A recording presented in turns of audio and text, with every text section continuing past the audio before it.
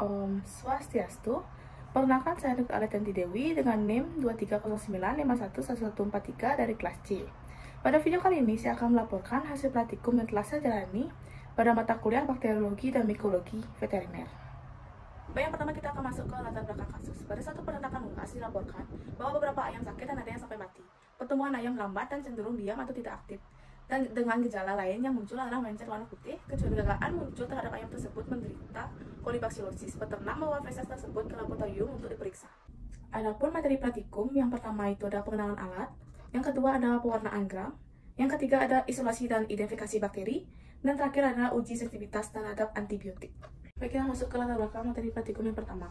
Bakteri adalah mikroorganisme uniseluler yang terdapat di mana-mana, termasuk di lingkungan sekitar dan di dalam tubuh makhluk hidup. Bakteri memiliki berbagai bentuk, ukuran, dan fungsi.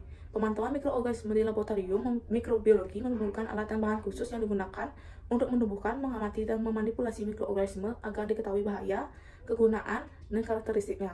Alat-alat yang digunakan di laboratorium mikrobiologi bersifat spesifik dan perlu diperkenalkan sebelum digunakan untuk pekerjaan atau praktikum mikrobiologi. Pengenalan alat ini bertujuan agar mahasiswa dapat mengidentifikasi, mengenal, dan mengetahui alat-alat pada praktikum mikrobiologi dan dapat menggunakan sesuai prosedur yang sudah ditentukan.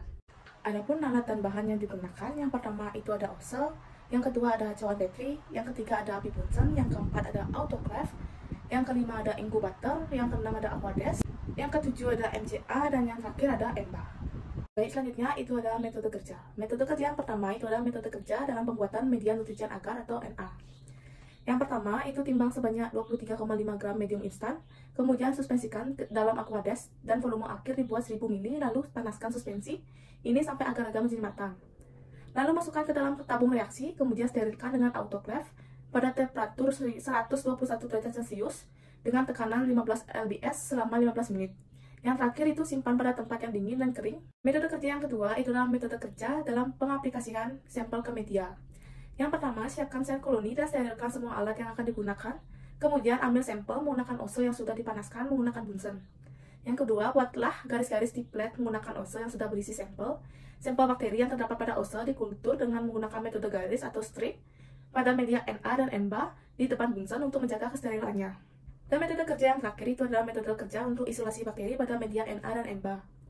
Media isolasi yang telah jadi dimasukkan ke dalam inkubator selama 24 jam dan kemudian amati biakan bakteri keesokan harinya. Nah, ini adalah hasil dari pengembangbiakan bakteri di media EMBA dan media NA. Baik, selanjutnya masuk ke pembahasan. Praktikum isolasi bakteri ini menggunakan sampel feses ayam dengan menggunakan media NA dan EMBA.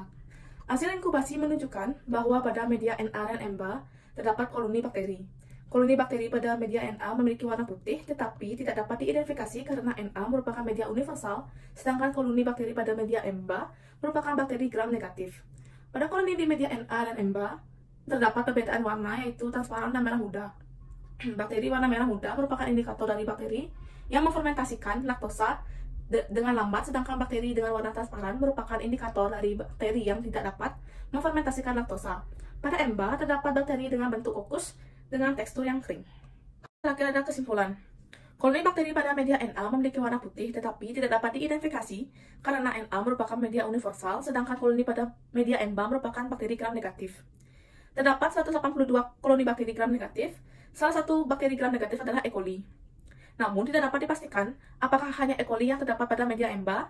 Hal ini dikarenakan bakteri gram negatif bukan hanya E. coli. Untuk dapat memastikan keberadaan E. coli pada feses ayam, diperlukan pengkulturan lebih lagi pada media EMBA.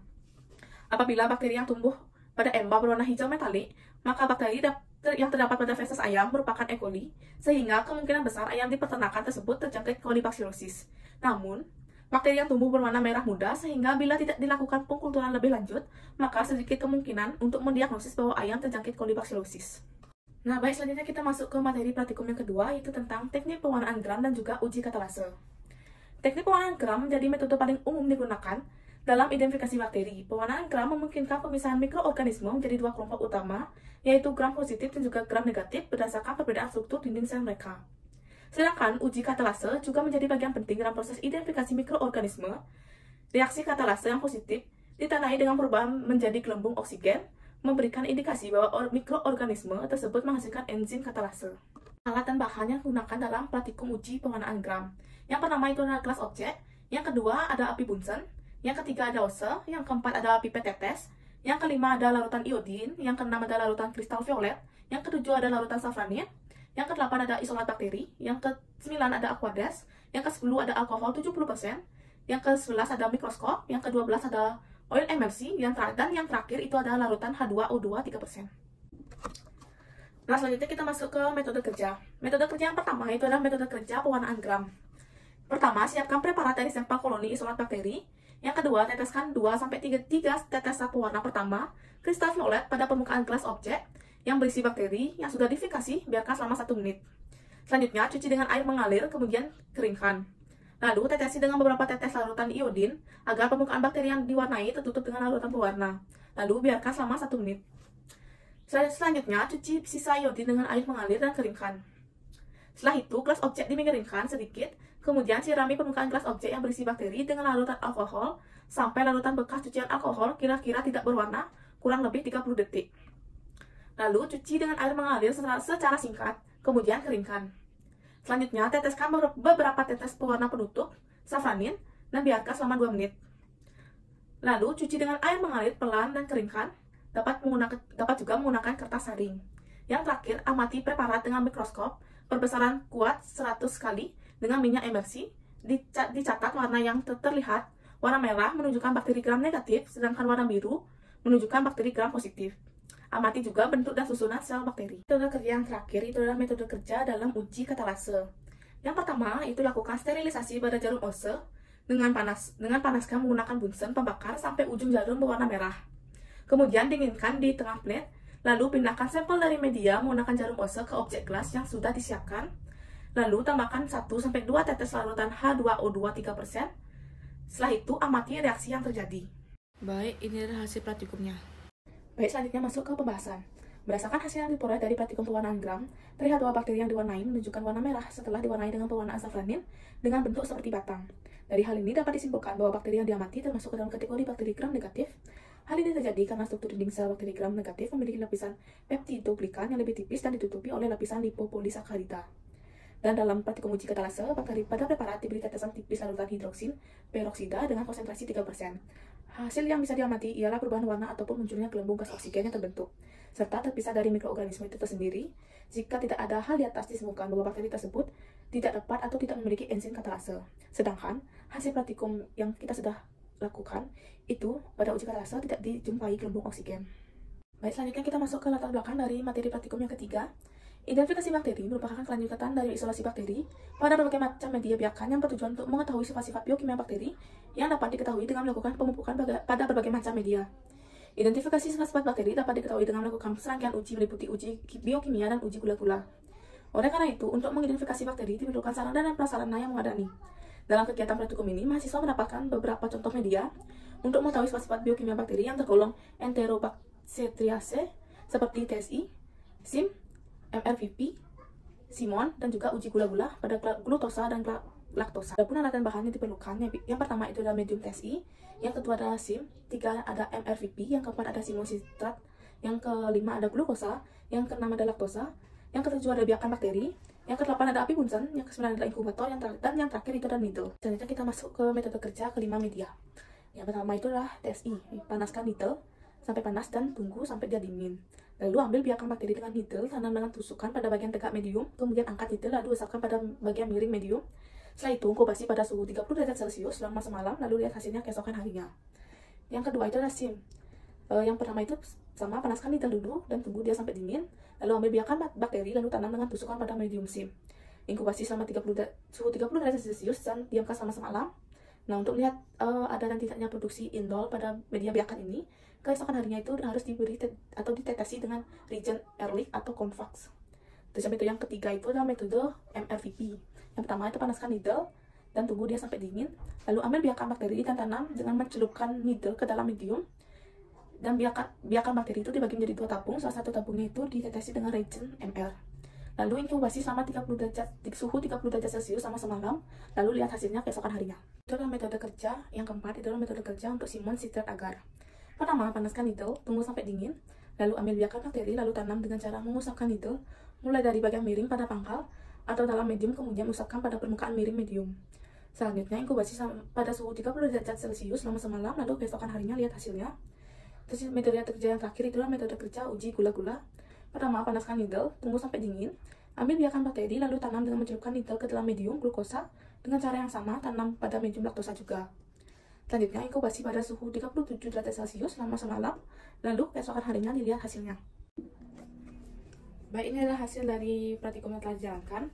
Yang pertama itu adalah TSI, yang kedua ada medium SIM, yang ketiga ada medium MLVP, yang keempat ada medium HCA, dan terakhir ada medium dari uji gula-gula. Bisa dilihat dari gambar bahwa kelima medium ini itu ada yang berubah warna dan juga ada yang terbentuk cincin di atasnya. Dari pengamatan yang telah dilakukan, hasil uji biokimia dapat dijadikan identifikasi dari bakteri E. coli. Pada media TSI menghasilkan perubahan warna dari merah menjadi kuning yang menandakan adanya frekuensi glukosa, laktosa, dan juga sukrosa. Pada media SIM, hasil pengamatan terdapat cincin berwarna merah kehitaman menunjukkan bahwa bakteri dapat menghasilkan indol karena mampu mencerna H2S sehingga membentuk biproduk indol. Pada media MFVP, tes MR positif ditandai dengan adanya warna merah di atas permukaan medium yang menandakan bakteri meletakkan produk akhir asam. Pada media HCA, terjadi perubahan media menjadi warna biru yang menunjukkan bahwa bakteri mampu memanfaatkan sitrat menjadi sumber karbon. Pada uji gula-gula didapatkan hasil negatif karena tidak adanya pengaruh atau tidak adanya perubahan pada media. Baik, yang terakhir itu adalah kesimpulan. Berdasarkan pengamatan, disebutkan bahwa uji biokimia dan uji gula-gula dapat dijadikan identifikasi bakteri E. coli dengan menggunakan beberapa media, diantaranya itu ada TSA untuk mengamati kemampuan fermentasi karbohidrat, SIM untuk mengamati pergerakan bakteri, MLVP untuk produksi asam, SCA untuk pengamatan karbon sebagai sumber pertumbuhan, dan juga uji gula-gula atau glukosa untuk mengamati fermentasi karbohidrat. Baik, selanjutnya kita masuk ke latar belakang dari praktikum yang terakhir, yaitu ada uji sensitivitas terhadap antibiotik. Sensitivity test adalah untuk mengetahui pola kepekaan agen bakteri terhadap antibiotika yang tergolong sensitif atau peka, intermediate atau resisten. Hasil uji ini secara otomatis dapat menentukan antibiotika pilihan yang tepat atau efektif untuk tindakan terapi, yang dimana antibiotika yang dapat digunakan dalam tindakan terapi adalah yang tergolong kategori sensitif atau peka, dan yang dikategorikan resisten akan dihindari atau tidak digunakan. Dalam praktikum kali ini, kita menggunakan media padat yaitu Muller-Hitton agar sebagai media pengembangan biakan bakteri, di mana nanti paper disk antibiotik akan ditembakkan pada permukaan media ini. Baik, selanjutnya ada pun alat dan bahan yang digunakan. Yang pertama itu ada ose, yang kedua ada pinset, yang ketiga ada api bunsen, yang keempat ada media Muller-Hitton agar, yang kelima ada cotton swab steril, yang keenam ada biakan bakteri murni pada builon. Selanjutnya, jenis antibiotik yang digunakan dalam praktikum kali ini, yang pertama itu ada coral pedicol, yang kedua ada bacitracin, yang ketiga ada kanamicin, yang keempat ada trimethoprim, yang kelima ada tetrasilin, dan terakhir itu ada doxycycline. Baik, lanjut aja kita masuk ke metode kerja. Yang pertama itu ambillah tanam biakan bakteri dengan karton bak steril pada media dengan cara mengusapkan secara merata ke seluruh medium Muller-Hitton agar plate. Selanjutnya tunggu sekitar 5-10 menit, lalu tempelkan antibiotika dalam bentuk paper disk pada permukaan medium. Jangan lupa isikan tanda dengan spidol tempat paper disknya. Setiap paper disk berjarak 2 cm dari tepi cawan, demikian juga dari paper disk lainnya. Yang ketiga, inkubasi pada suhu 37 derajat Celcius selama semalam. Lalu amati dan catat hasil killing zone yang terbentuk pada hasil masing-masing disk dan cocokkan dengan killing zone standar, lalu simpulkan hasilnya. Baik, ini adalah hasil dokumentasi dari praktikum yang telah dilakukan. Yang sebelah kiri itu adalah hasil dari penanaman bakteri dan juga antibiotik, dan sebelah kanan itu adalah contoh standar dari diameter killing zone-nya. Baik, selanjutnya masuk ke bagian pembahasan. Dari pengamatan yang telah dilakukan, hasil uji sensitivitas antibiotika terhadap bakteri E. coli didapatkan hasil diameter killing zone-nya yaitu pada antibiotik chloramphenicol sekitar 25 mm, bacitracin sekitar 20 mm, kanamicin sekitar 27 mm, trimethoprim sekitar 26 mm, tetrasilin sekitar 28 mm, dan pada doxycycline sekitar 24 mm. Kalau dibandingkan dengan diameter standar killing zone, semua bisa dikatakan peka. Tetapi dilihat dari hasil media praktikum, cuma pada media yang diberikan paper disk antibiotik kanamicin yang tidak ditumbuhi koloni bakteri, sehingga bisa disimpulkan bahwa cuma antibiotik kanamicin yang peka terhadap bakteri E. coli. Oke, kita masuk ke kesimpulan. Sensitivitas antibiotik merupakan satu metode untuk menentukan tingkat keratanan bakteri terhadap antibiotik dan mengetahui daya kerja suatu antibiotik dalam membunuh bakteri dengan mengukur zona hama sekitar disk antibiotik. Hasil uji ini secara otomatis dapat menentukan antibiotika pilihan yang tepat atau efektif untuk tindakan terapi. Dari praktikum yang telah dilakukan, bisa disimpulkan dari 5 antibiotik yang diuji terhadap bakteri E. coli, cuma satu antibiotik yang efektif untuk digunakan dalam pengobatan, yaitu antibiotik jenis kanamicin, dikarenakan cuma daerah yang diberikan paper disk kanamicin yang tidak ditumbuhi koloni bakteri. Baik, sekian laporan hasil praktikum yang bisa saya sampaikan. Terima kasih.